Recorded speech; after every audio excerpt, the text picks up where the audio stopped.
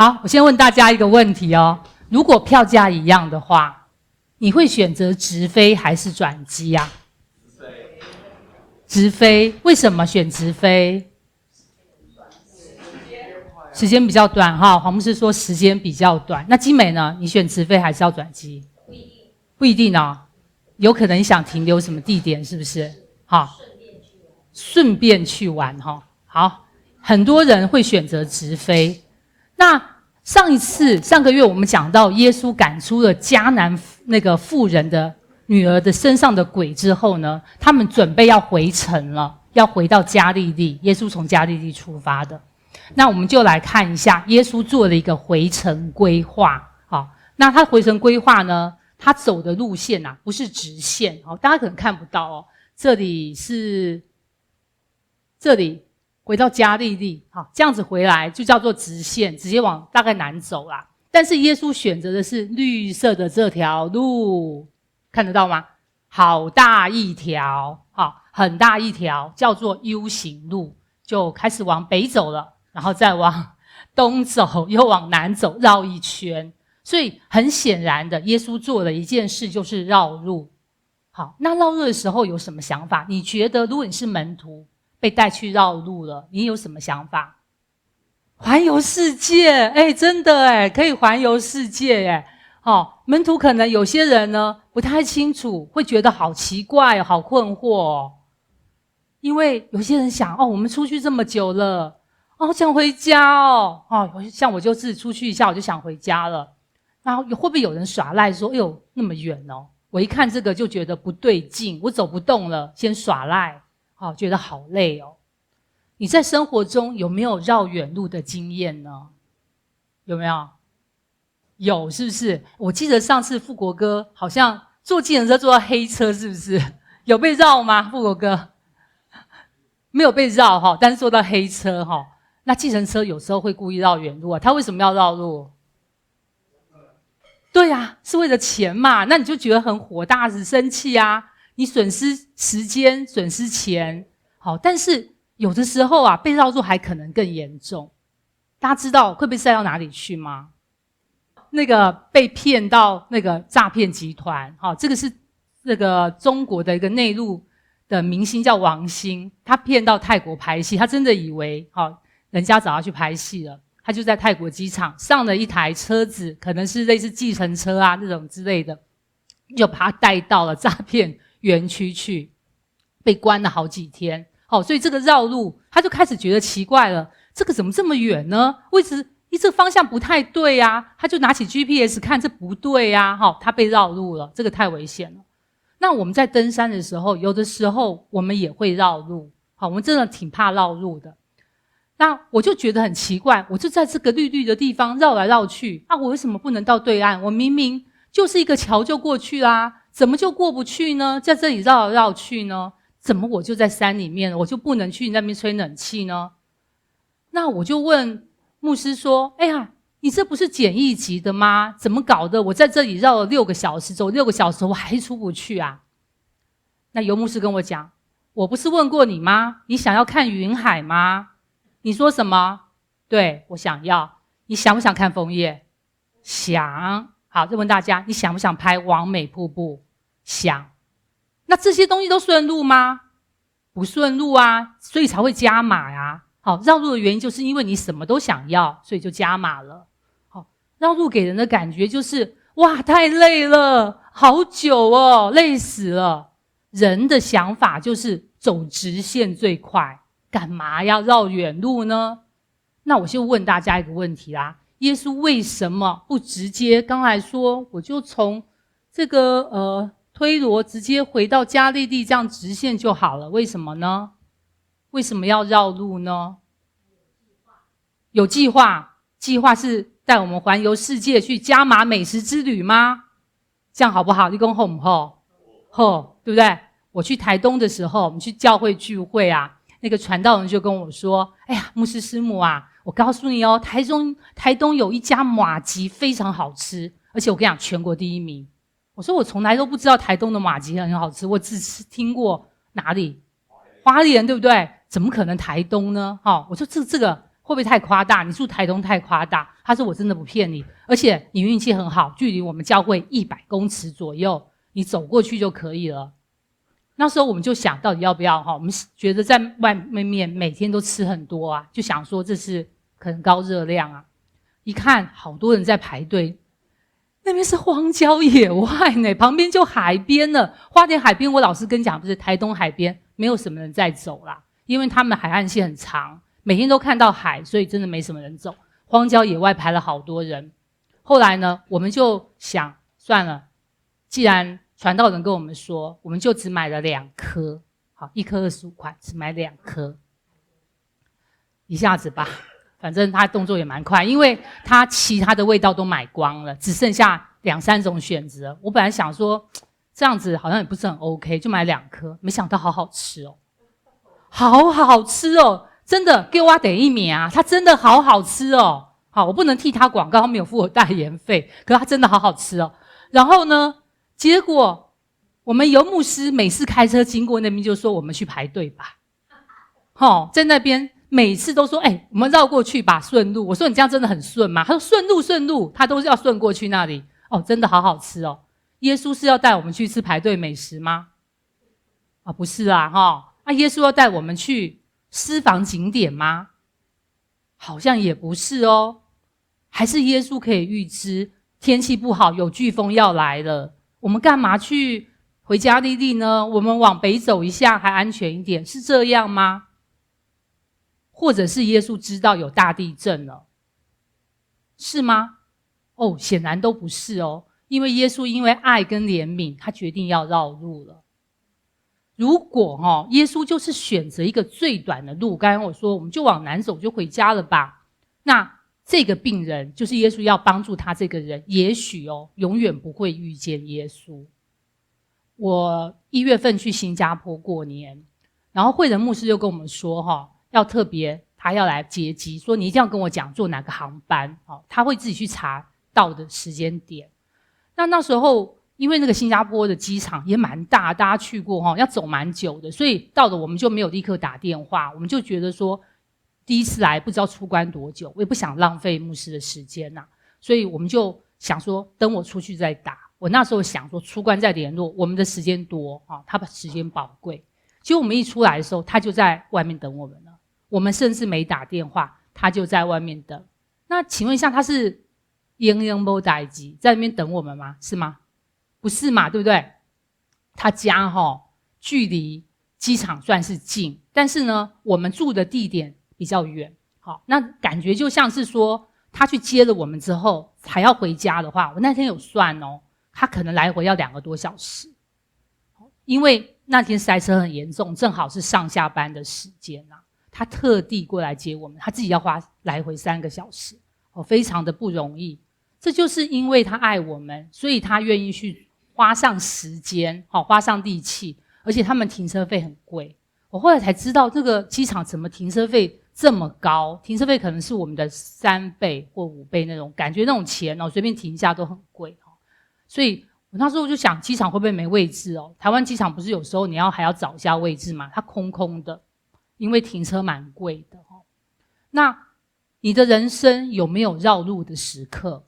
我说绕路就是你没有那么快到达目的地。比如说有可能毕业之后一直在面试，可是没有找到一个合适的工作，有可能一直在考试，但是没有考到自己要拿到的那个证照，又或者你很期待有一个很好的这个感情，有一个家庭的关系，可是呢一直在困难，甚至分开了，分隔两地了。我有一个亲戚他才结婚3年他的先生就过世了，还留下2个孩子。我都觉得看到我都觉得非常的难过。这就是绕路的时刻。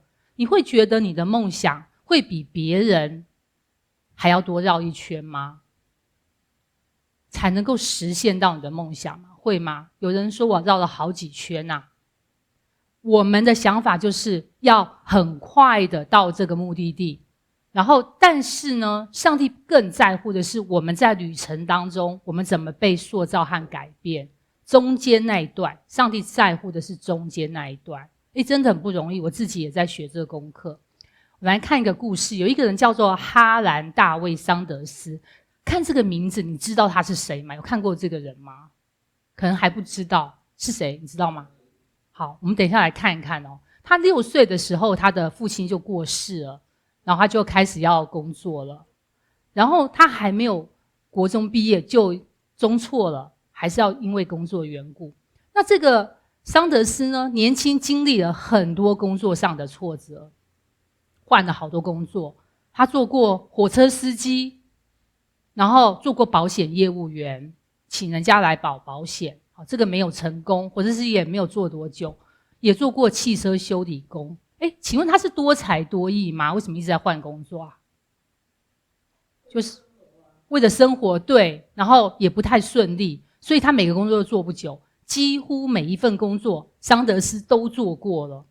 那后来呢，桑德斯呢，他还不错啦，他找到了一个就是餐饮业，因为他还蛮喜欢的，所以呢，他就做炸鸡这类的东西哦，做得挺好的，在那个美国的快速道路上面。但是呢，发生了一件事，就是美国好像那个高速公路哦，可能哪一条路可能又新建了，所以说他原本那条路上面的很多人会停车在那边吃东西啊，大家就去高速公路还怎么样，他的店就变成门可罗雀，然后甚至没有生意了，养不下去了，他自己的养不下去自己，员工更不要说。在65岁的时候，他那个餐厅本来很好，极盛变成完全归零了，他的餐厅要倒闭了。那这个时候桑德斯啊，只能够每个月领105块钱美金的年金过活。我为什么说年金呢？因为他65岁就要退休了嘛，所以他领的就是那个105块美元而已。哇，这真的很难过下去哦。但是桑德斯他没有放弃梦想，他65岁的时候开始，他做了一个创业哈，他想把他的炸鸡推出去就对了哈，就是肯德基。好，我们刚才鼎文有说肯德基就是他做的。但是呢，我今天要推一个加盟，我要推我的想法，很容易被拒绝的。他把这个配方去跟人家分享，结果很多餐厅都拒绝。我们大家来猜猜看，他被拒绝了多少次？200多啊！那我们来揭开答案好了哈，1009次。我跟你讲，我10次我就受不了了啊！我真的10次都受不了。他1009次，他依然坚持推销，他有在做记录吧？1009次哦，如果每天被拒绝1次，也要被拒绝3年。后来呢，他真的建立全球最大的炸鸡品牌肯德基。肯德基爷爷有说过一段话，我觉得非常棒，我跟大家分享一下。好，我们请帮我来念这段话。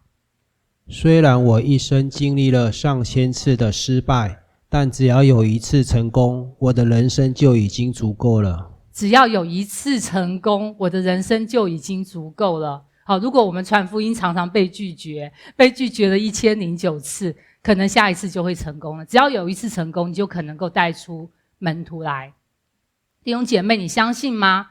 上帝的安排，就算是绕路，也一定有美意。阿们吗？那我们要问的，耶稣到底绕路去哪里了呢？耶稣绕路的地方，他的那个站哦，就叫做低加波利啊。这个地方呢，是一个外邦人的地方，他们不太认识犹太人的信仰，可是听过耶稣的名声。那耶稣到底为什么绕路呢？他要去医治一个外邦人，当然也预表说这个福音啊会传到万民去。那病人是什么情况？我们来念7章32节。有人带着一个耳聋舌结的人来见耶稣，求他按手在他身上。这个人的情况就是耳聋舌结。好，那我们来问你一个问题，你觉得这个人有没有办法自己找到耶稣？没有。那他有什么困难呢？耳聋的人有什么困难？听不到，非常好。所以第一个，他听不见，所以外面的消息是进不来的，外面的讯息进不来，耳聋听不见。那耶稣出名的消息，耶稣现在在哪里？根本他都不知道。我现在问大家另外一个问题，如果现在你手上的东西，我要你交出一样，什么让你最难受？现在你就给我交出来。手机哦，非常好。那还有呢？好，我们来看一下，会是钱吗？会是钱吗？你会很难受吗？你觉得钱交出来很难受举手？好像不会齁。然后外套交出来很难受举手。如果冷气很强的时候叫我交出来，我死都不愿意交出来，我宁可给钱，我冷得要命。很多人说是手机啦，很多人会觉得没手机就很麻烦。我今天迟到几分钟，因为我忘记带手机了。我赶紧，我都已经出门了，赶紧在上高速公路之前又赶快转回家拿手机。可见手机好重要啊。但是我觉得有一个比手机更重要的、更难受的，就是没有网路。弟兄姐妹，如果手机有，可是没网路，手机也没有用吧？我去新加坡的时候，本来没有打算买网路因为新加坡有很多免费的 WiFi 点，那你去注册你就可以用啊。我又不是常常会一直在看手机的人，我觉得我只要一天看个1-2次讯息，大概就够了。问题就是注册的唯一条件就要收到简讯验证码，第一次要有验证码啦。我用台湾的电话号码去注册，我一直都收不到，所以我就注册不成功。我那时候就想，哎呀，先算了吧，再试吧。就是没网路啊，我就跟外界彻底失联了。我没有办法联络我的家人朋友，他们也不知道我有没有平安到达，有没有住进去我要住的地方。然后会员牧师可能也联络不到我们，因为我们是台湾的电话，还得打国际电话。那台湾或者新加坡的新闻，所有的东西我都不知道。那你觉得你完全跟外界失联，你今天出去旅行到底有什么问题呢？对，很没有安全感。我觉得最大的问题就是不知道天气状况。那大家可能觉得很奇怪，不知道天气状况这严重吗？你知道吗？新加坡早上好天气，下午一定会暴雨。问题是几点？几点？不知道。所以呢，我们都在户外走，它到底几点钟会下雨？我得要预备有一个可以避雨的地方啊。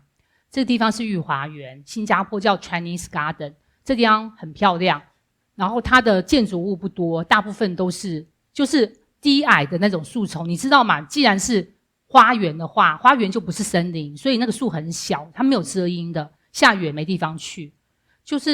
我就在那边走来走去，我热得不得了啊！唯一能够遮阴的地方就是厕所，你赶快躲到厕所里面，太热就躲进去冲一下脸，又继续走。厕所里面还有水可以喝。那我们就走到下午的时候，忽然暴雨了。我们就走在没有厕所一样，暴雨了，我就变落汤鸡了。今天耳聋的人，他就是缺乏网路一样，就像我说这样子，你的消息进不来，你没有办法知道外面发生什么事。那第二个，他有个问题是舌结，舌结我把它讲个大家可以听得懂，就是口齿不清啊，所以消息出不去。一个叫做消息进不来，还有我的消息也出不去。那这个人出不去消息，就不能沟通，也没有办法跟别人建立关系。然后如果有情绪的话，他一直敲桌子啊或怎么样，人家也不知道他什么意思啦。所以就这两个问题，别人听不懂他要说什么，所以可能会给他一些不耐烦的表情，甚至他很容易人家就会误解他。我来看这个人，大家知道他是谁吗？有没有看过他？你有看过这个吗？看过他演过的戏？那你还记得他演过什么戏吗？我记得他小时候好像演过一个什么儿子的玩偶，好像我很小的时候他演过这部戏，就那个时候开始我知道这个人。那他其实他有重听而且很严重。他小学的时候就是一个重感冒，后来密医给他误诊了，他就重听了，2个耳朵都有问题但是他觉得我是演员嘛，我如果戴那个就是助听器很丢脸，他就不愿意戴。所以别人剧组跟他说话，或是其他人跟他说话的时候，他听不见，那别人就以为说你在耍大牌你红了你就不理人。那有一次录影的时候那个主持人就提问他一个问题，可是他听不见，他就以为主持人讲另外一个事情，他就回另外一个东西。结果那些观众就觉得，哇，你没有在注意听，你很不专业，观众就对他有一些评判这样子。那后来他才愿意戴上了助听器，但是呢，他的那个重听的情况还被家人禁止开车。我想问一下，如果你今天耳朵听不见的话，能不能开车？行不行？不行，为什么？对，听不见外面的危险。他的家人说外面的车子后面车在888，可是阿西都听不见，他都没有听到，他就还是继续开，人家都已经8888他了，他还没有感觉，所以家人就禁止他开车。耳聋舌结是沟通上的问题，而且呢很容易会有心理上的问题，就自卑感和孤独感。他们法国有做过研究，就是听障者的自杀率特别的高。可是你会觉得说这没什么，只是听不见啊，可是他们的自杀率是很高的。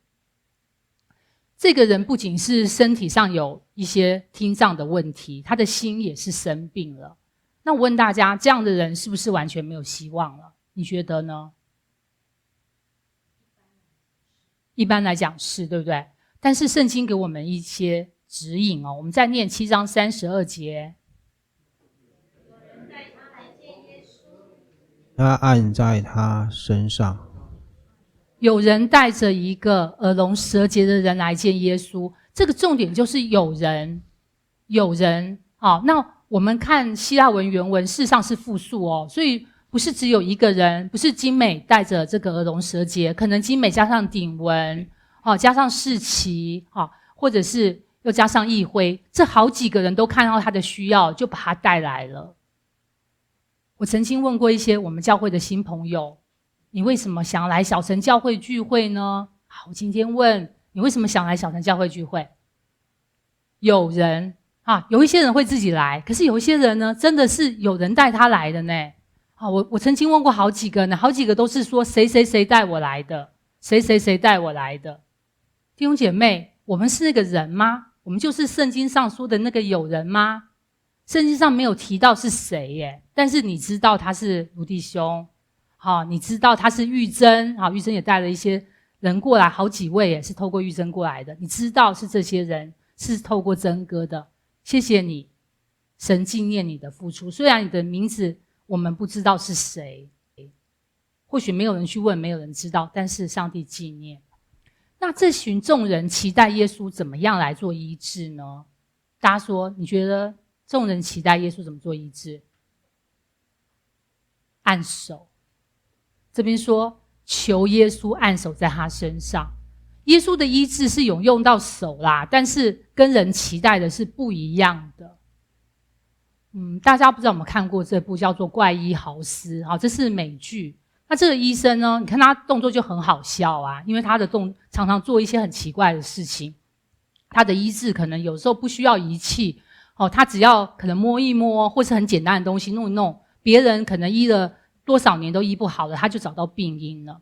耶稣医治人跟怪医豪斯有点像，是闻所未闻的，不是用我们的方法。他首先呢，耶稣把人带到一边去，这个还好，带一边去，带到旁边去。接着耶稣用指头探入他的耳朵那这个我就在想会不会有点恶心，因为耳朵里面有耳屎会有点脏我就想这有必要吗？你摸的就好，或说的嘛你为什么一定要那个探进去呢？这样有点可怕耶。为什么先处理耳朵医治的过程为什么先处理耳朵？对，你说的非常好，耶稣做的就是治本因为他能说嘛，他只是口齿不清，那表示呢，他不是哑巴先处理耳聋的问题，耳聋就是口齿不清的病因，先治好耳聋就能听见了。接着耶稣用唾沫抹到他的舌头上，就是口水抹上去这个抹口水的话，你是那个病人，请问能接受举手？那你们都不要医治吗？请问能接受？如果曾哥就是治牙齿之前先抹一下自己口水在人家这样会不会？你应该会出名吧？你应该会出名吧？好，病人能不能接受？这个病人可能会很惊吓不知道会怎么样，你能不能接受？大家都挺害怕的。那我们以后是不是要改成抹口水祷告？有也不需要，还省了，随时携带都有，是吗？教会要不要改成抹口水祷告呢？这个圣灵感动你就这时候要抹口水了吗？这个你会觉得很为难口水有神效吗？有吗？是不是？你认为口水有神效举手？小的时候啊，我们家那个小红啊，那个阿嬷曾经带过她一段时间。那个小红常常跌倒啊，跌倒的时候阿嬷就拿自己的口水给她抹一抹。我说妈，唔汤哦，唔汤哦，给她都糖哦，我真的是吓死了，怎么会这样呢？阿嬷就说口水可以杀菌啊。哦，这是老一辈的看法，口水真的可以杀菌吗？有。好，为什么用唾沫？因为在古代的时候，唾沫是一种治疗的方法，所以他们或许不会去像我们现在这么抗拒啦。耶稣可能借这个方法让病人建立信心，让你知道你有被医治吧。有可能这是神学家说的，用口水，你用你自己就好，不用抹到我身上。好，很好。那接着耶稣望天叹息，望天的话代表说他的能力是来自于上帝。好，他这样讲，他没有讲他就看。好，然后耶稣接着说以法大，以法大是亚兰文，它的翻译就是打开吧。接着神迹就立刻发生咯，病人能够听见，并且说话也清楚了。好，现在继续来问问题，为什么耶稣啊用接触的方法来医治人呢？为什么要接触？大家想想看，怎么医治是上帝的权柄，对不对？所以耶稣可以用言语，也可以用触摸，不受形式的控制。第二个就是经美说的传达爱，表达关怀。当时残疾是不洁的，耶稣亲自触摸，就展现他的怜悯接纳，没有错。你觉得你自己很容易接纳别人吗？你觉得你自己很容易接纳不同的人吗？我们想象一下，在捷运上面好拥挤哦，突然出现一个空位，而且你有一点累，你买了很多东西，你好想坐下来哦，你会不会去坐那个位置？会啊，我就会走过去看啊。结果你一看，在你位置旁边有一个人满脸都是痘痘，身上也长满了痘痘，请问你会坐下来吗？你为什么不敢坐啦？人家长痘痘，你为什么不敢坐啦？有的人可能想，哎呀，这青春痘啦，但是好多人还是不做。原来现在有 breaking news， 猴痘，好，现在改名叫 M 痘。他说不能够污蔑猴子，所以现在改名叫 M 痘。致死率有多高？而且呢，它的那个样子就是全身都长满了，脖子也长了，哪里都长了。这个时候你还敢坐他旁边吗？对啊，所以那个位置空那边就没有人要坐啊。可能你就会这样想吧，你就想我保命啊，保持距离啊，这样子啊，我才不要坐他旁边呢。只要是人，你就会趋吉避凶。人家在咳嗽的时候，你就不会凑过去，我要坐他旁边，对不对？但是耶稣却用触摸的方式展现他的爱跟支持。第三个，耶稣为什么用触摸的方式呢？是去帮助对方理解。这个人耳聋舌结啊，他没有办法言语沟通所以你只能靠手势啦，或者是触摸让他能够了解。他眼睛是好的，耳朵听不见，所以耶稣摸他的耳朵，或者是探进去，摸舌头，或是抹口水，甚至耶稣看天，都让他知道我在做什么，理解等一下要发生的事情，帮助他心里有预备，避免突如其来的惊吓。好，耶稣很考虑到这个人他很同理。我在英国住了很多年，那我固定会去一家诊所看病。那这家诊所呢，有6个家医科医生。医生在英国是这样子，你只能够先看家医，他们叫 GP， 就是病很严重的时候才能够转到那个医院。那我就发现说，这六个家医科的那个门诊当中，同时开同一个时间，但是只有一个医生会大排长龙，其他就是寥寥无几，甚至有一个没有人要排他。有一天我重感冒，我就说我要挂，他就问我说你有没有特定的医生？我说我现在发烧，我想要快一点。他说那没问题，马上办，我就被送到这间去，没有半个人的。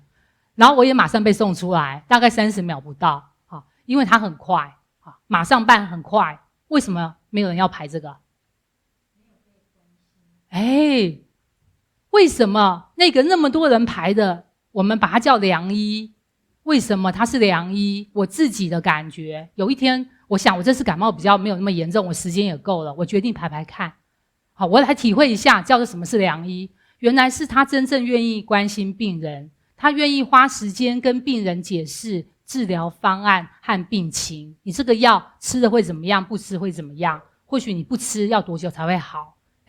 我后来想一想，我来把它做一个 match， 我觉得曾哥好像也常做这件事，所以曾哥也就是良医，好，这百大良医，这个就叫做良医，排这么多人。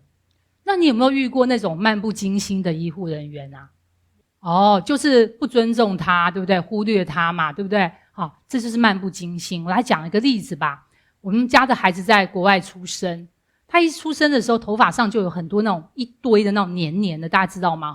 那个羊水啊和胎脂粘到他头上，那护士就帮他洗头，就解了一堆的洗发精，哇，好大坨哦！真的不是，是我们平常洗的5、6倍，因为他的羊水很多嘛，所以他就挤很多。那接下来我们想他应该会冲干净，结果就随便给你冲2下，头上还有好多洗发精残留，我们看的都傻眼了。我们有点害怕，因为我们是外国人，我只敢弱弱的说：“你这样没冲干净，是不是安全啊？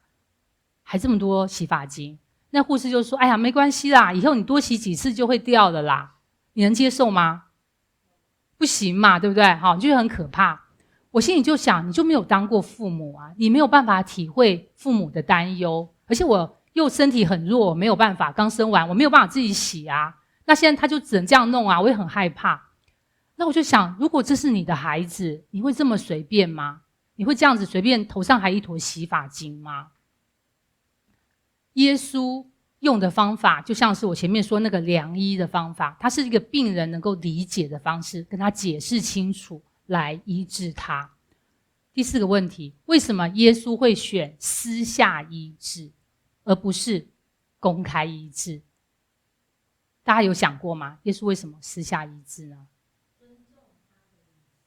对，他尊重病人的感觉哦。这个人长期是有异样的眼光，私下医治让他感到安全跟尊重。你有没有遇过那种不顾病人感受的医生？我想可能我们成长过程中或许有遇过吧。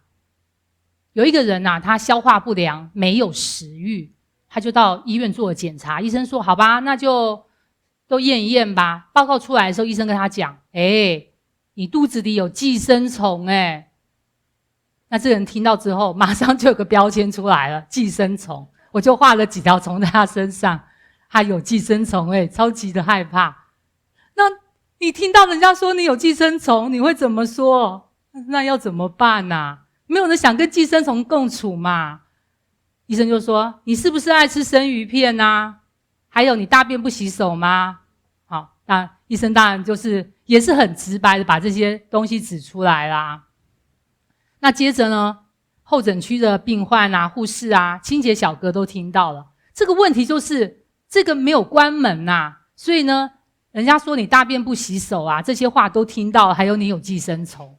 所以外面的人就说，哎呦，听到了呢，听到了，就露出那种惊恐的表情这好不卫生的人就是你自己造成的，大家又很害怕，想避他远一点。那这个人呢，受了伤害，被贴了一个寄生虫的标签他只能低头离开。所以他看完病之后，反而心里受了伤害。就像是景美说的，朋友生产后来得了忧郁症，这就是这个样子。那你觉得类似的问题，今天会不会发生在教会里面？有没有可能？